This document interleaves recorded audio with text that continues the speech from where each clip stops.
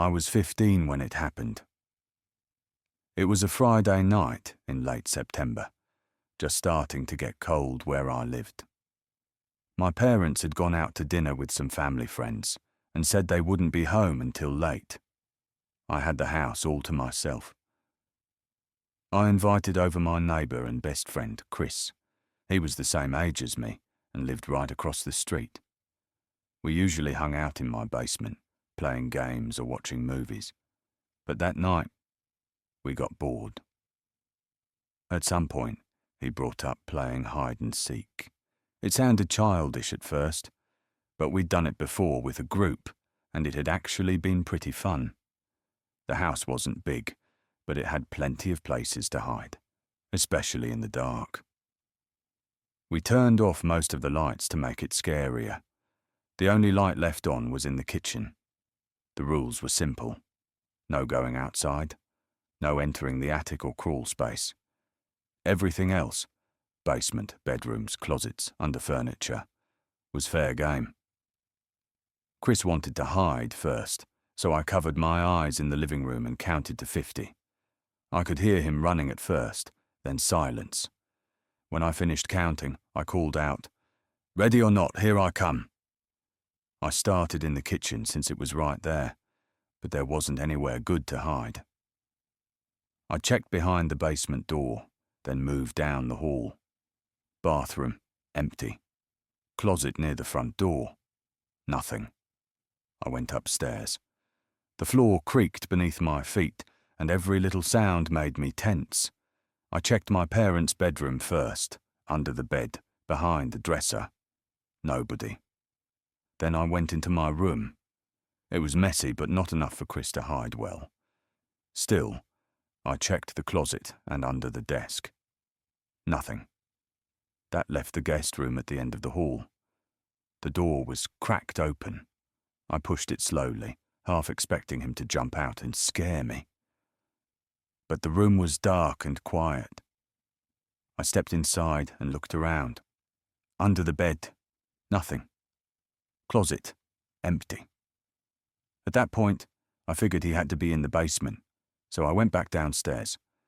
I checked behind the laundry machines under the stairs and in the storage space. Just when I was about to give up, I found him curled up behind some boxes. He laughed and asked, "What took you so long?" I told him. "Way too long." And then we switched. This time, he counted while I hid. I ran upstairs and slid under the guest bed, pulling the bed skirt down to cover me. My heart raced as I lay there in the dark.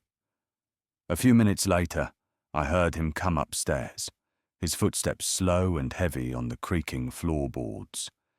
He opened the bathroom door first, then stepped into my parents' room. After a while, the footsteps came down the hall, toward where I was. I could hear him breathing as he walked into the guest room. He stopped near the bed. I held my breath. His shoes shuffled against the carpet. Then silence. A long, heavy silence. I thought he had figured it out, that any second he was going to yank up the bed skirt, but instead he turned and walked out. I lay there for a few more minutes, waiting for him to call out that I'd won, but the house stayed eerily quiet. Finally, I crawled out.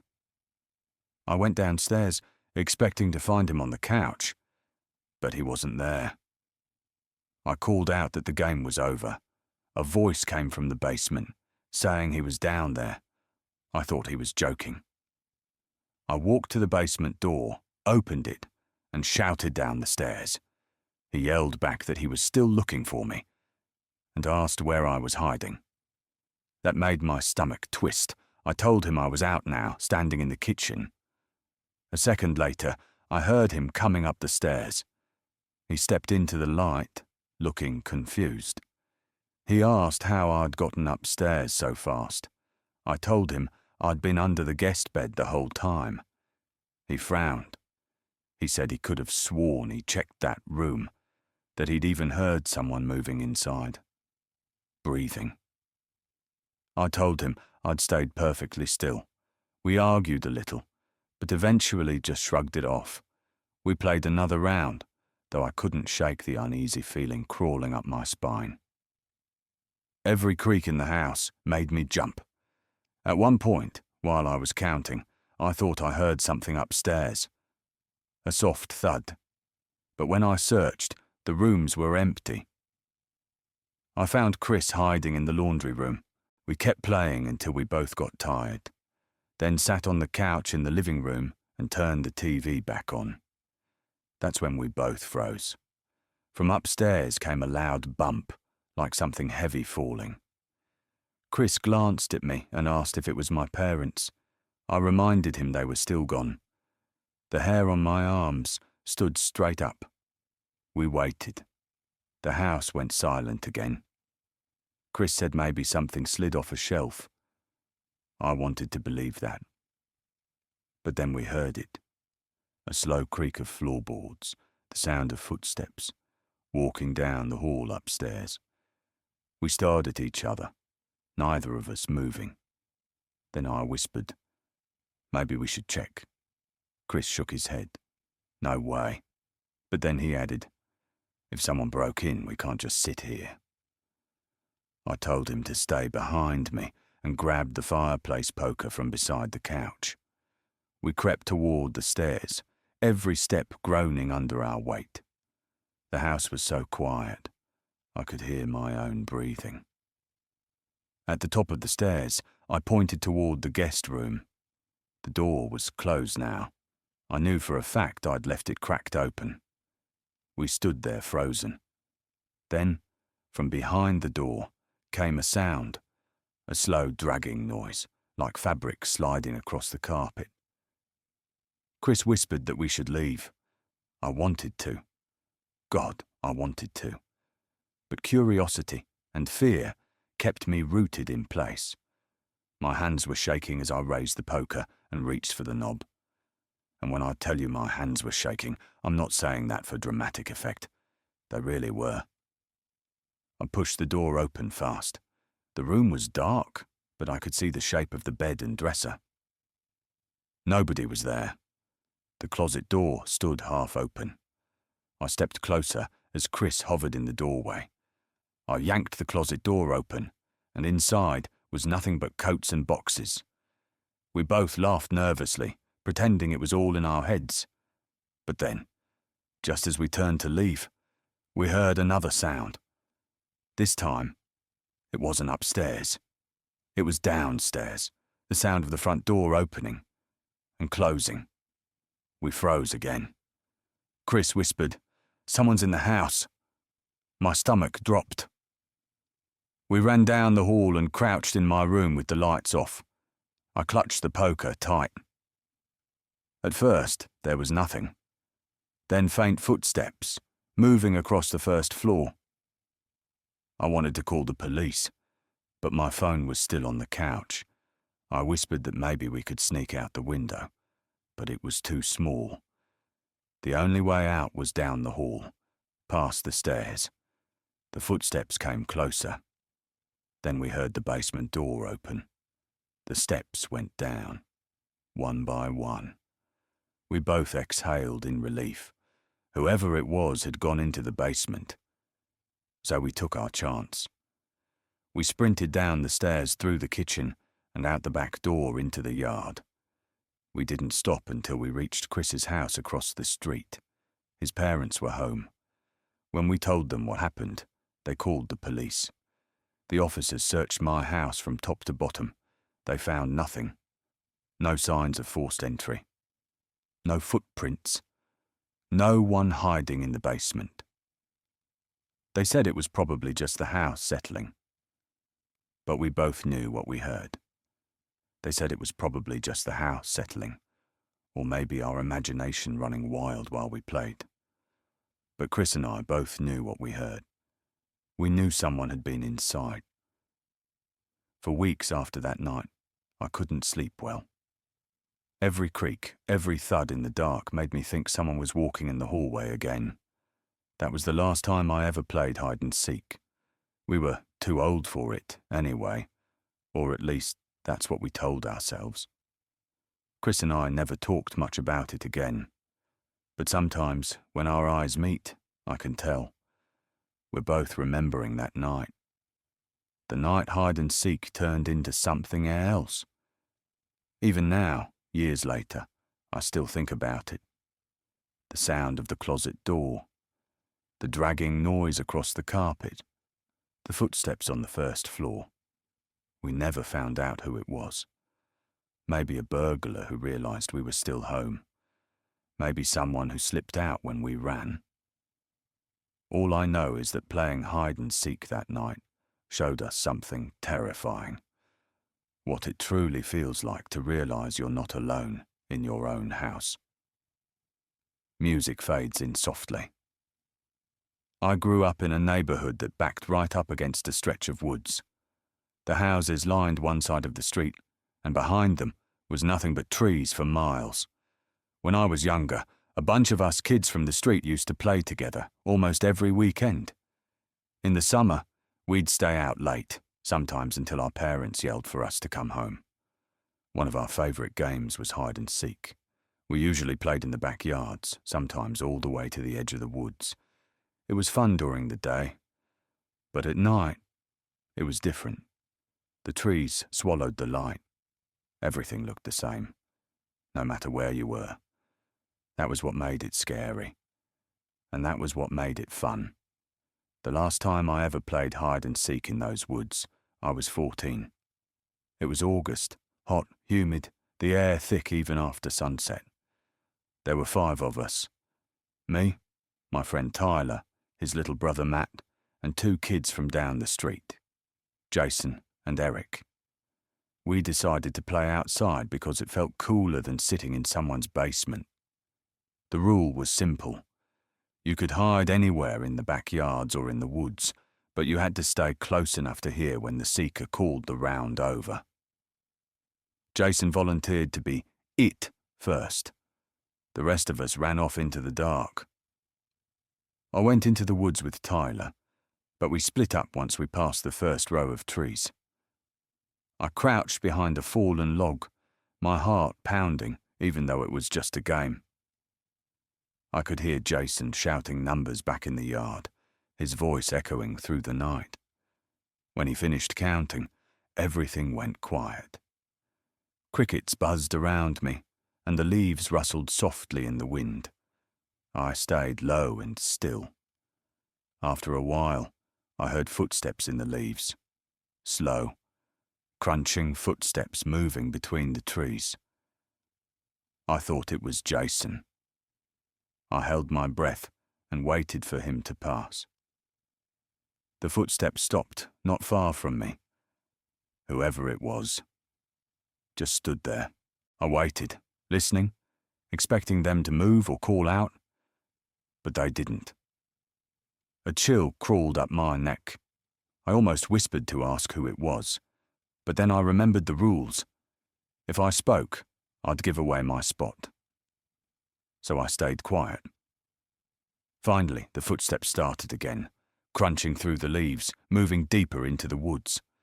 I listened until I couldn't hear them anymore. Peeking over the log, I saw nothing but shadows. The moonlight barely reached through the trees. I waited a few more minutes before getting tired of hiding. Crawling out from behind the log, I started creeping back toward the yards. That's when I heard Jason calling that the round was over. Everyone should come out. I hurried back and found the others already in the yard. Jason had found Tyler and Eric, but not me or Matt.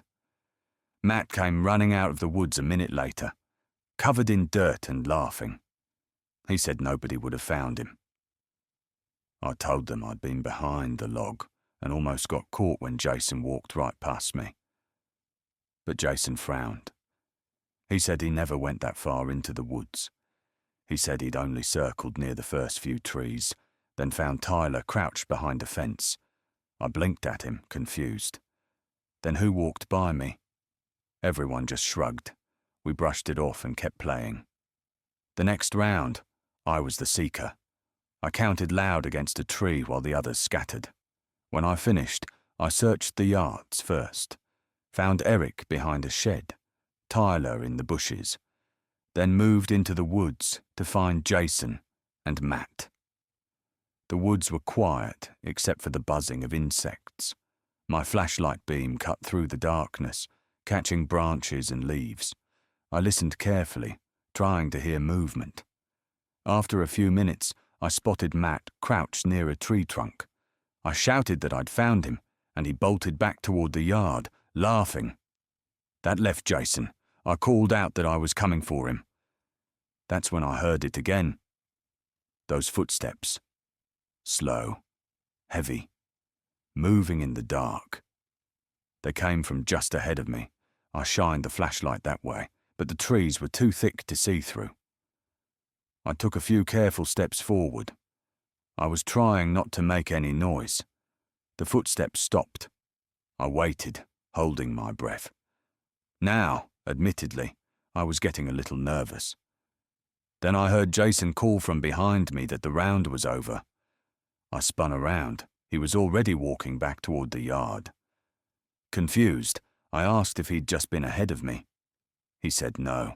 He'd been hiding closer to the house the whole time. My stomach twisted. Twice now, I'd heard someone moving through the woods who wasn't one of us. I told myself it was probably an animal, but the steps had sounded human. Too heavy for a raccoon or a fox, even for a deer. We played a few more rounds.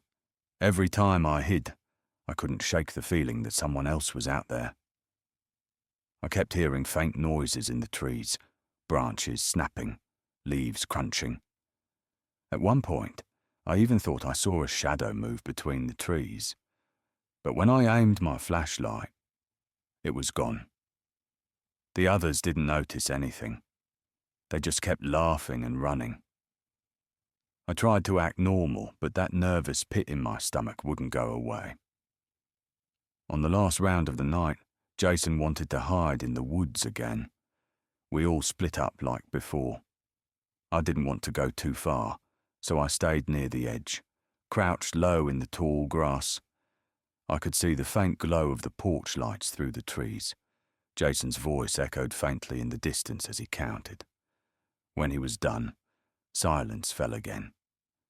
After a few minutes, I heard something that froze me in place, a whispering, a low voice, too soft to make out the words.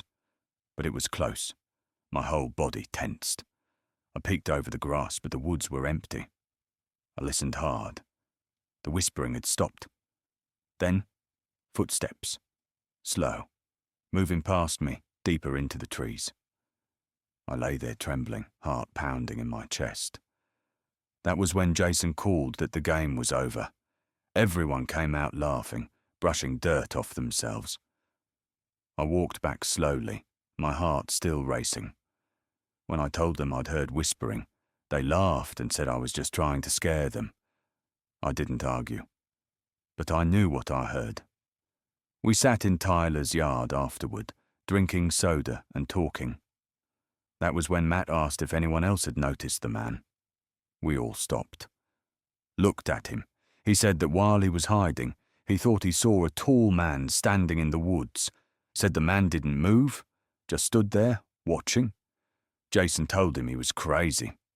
Eric laughed it off. But I felt sick, because I believed him. We ended the night soon after. Everyone went home. That night I lay in bed staring at the ceiling, unable to sleep. I kept hearing the whispering in my head, the slow crunch of footsteps in the leaves. I never played hide and seek in the woods again. Even now, years later, whenever I hear leaves crunch underfoot in the dark, I think back to that night. I think about the man Matt said he saw. I think about the footsteps, and that whisper I still can't explain. Maybe it was a stranger passing through. Maybe it was someone who lived out there.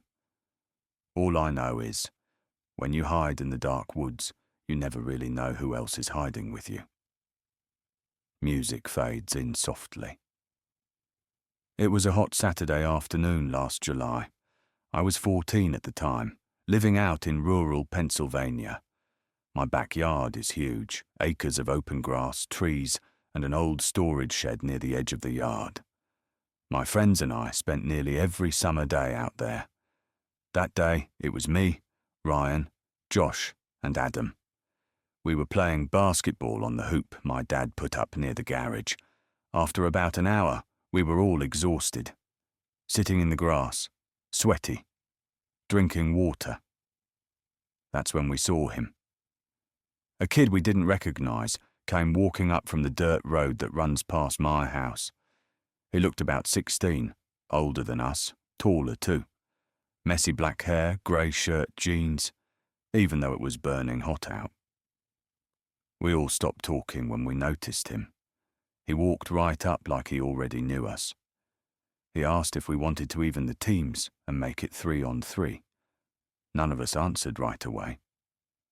Finally, Adam asked who he was. The kid said his name was Keith.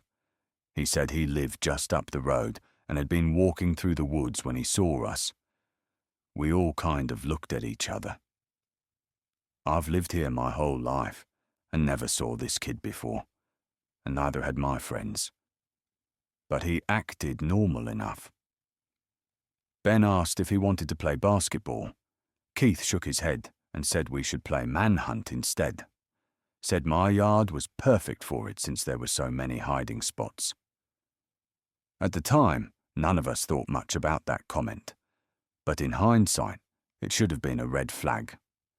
How would this kid know anything about my property? Still, we agreed. It sounded more fun than standing in the heat. We split into 2 teams.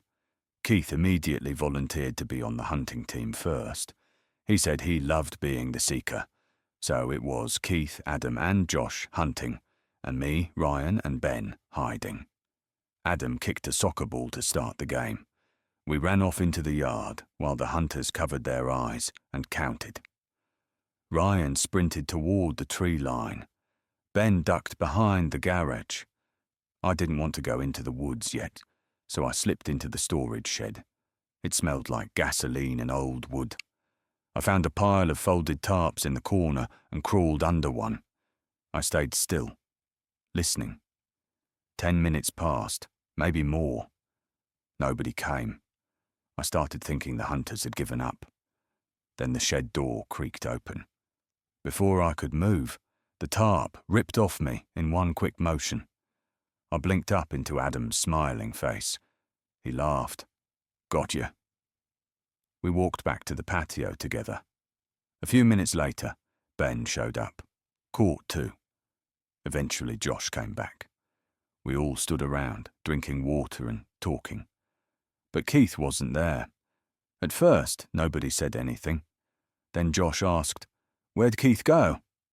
None of us knew. We waited another 10 minutes, expecting him to come back. But he never did. Adam finally shrugged. Maybe he was just some weird kid who left. We all agreed, even though it felt strange that he'd just disappear without saying a word. By sunset, everyone went home. When I went inside, I noticed something odd near my bedroom window. A piece of rope on the grass. It was weathered and dirty like it had been outside for months. But I knew it hadn't been there earlier. I picked it up, tossed it aside, and tried to brush it off. But that image stuck in my head. The first thought I had was Keith. I told myself I was overthinking. But later that evening, as I lay in bed, I couldn't stop wondering where he had gone. Inside the house, I couldn't shake the thought that Keith might have slipped in while we were distracted. My dad usually leaves one of the side doors unlocked during the day. I went room by room, checking closets, under beds, behind doors. Nothing. That night, I got ready for bed around 11. I lay there for maybe an hour, scrolling on my phone, when I heard something. Soft footsteps outside my door. I froze. My dad sometimes gets up at night to use the bathroom, but he always coughs or clears his throat. This was different. Quiet. Too quiet. "Dad?" I called out. No answer. My pulse started racing. The footsteps stopped, right outside my door. I finally got up and locked it. Then I stood there, staring at the handle, waiting for it to move. After about 30 seconds, I heard the front door shut. The sound echoed through the whole house. I didn't waste a second. I bolted to my dad's room and shook him awake. He sat up groggily while I told him everything I'd heard. He didn't doubt me. He grabbed the shotgun from under his bed and told me to stay close. Together, we searched the entire house, every closet, the basement, the garage. Then he went outside, walking the property with a flashlight. Nothing. When he came back, we locked every door and window. The next day, I told my friends what happened. They laughed it off, saying Keith was probably just some weirdo passing through. But Ryan didn't laugh. He admitted Keith had creeped him out too. Said that during the game, Keith barely talked. He just stared at people. That night, I couldn't sleep. Around 2 a.m, a sound woke me up. A slow, scraping noise. Scratch, scratch, scratch. It was coming from my bedroom window. I froze, staring at the blinds. The scratching was steady, like someone dragging a stick or a nail against the glass. I didn't want to look. Every instinct told me to stay still. But I couldn't help it. I carefully bent one of the blinds open, just enough to peek through. And that's when I saw it. A figure, standing inches away, in the dark. I couldn't see the face, just the outline of someone watching me. I jumped back and screamed for my dad. I tore out of my room, yelling his name until he came running. He didn't hesitate. He grabbed the shotgun and ran outside, firing 2 rounds into the air. I heard him shouting, "If you come back, I'll shoot." When he came back inside, the figure was gone. The rest of the night, I didn't sleep. I sat in the living room with every light on while my dad stayed awake, too, just in case. The next morning, he told me he was sure it had been Keith. He said if that kid ever showed up again, he'd shoot him on sight. I know he didn't fully mean it, but that's just how my dad is. He made it clear. That kid was never welcome anywhere near our house again. As far as I know, Keith never came back. But sometimes, when I'm outside at night, I still think about that piece of rope by my window. And I wonder what he was planning to do, if I hadn't woken up when I did.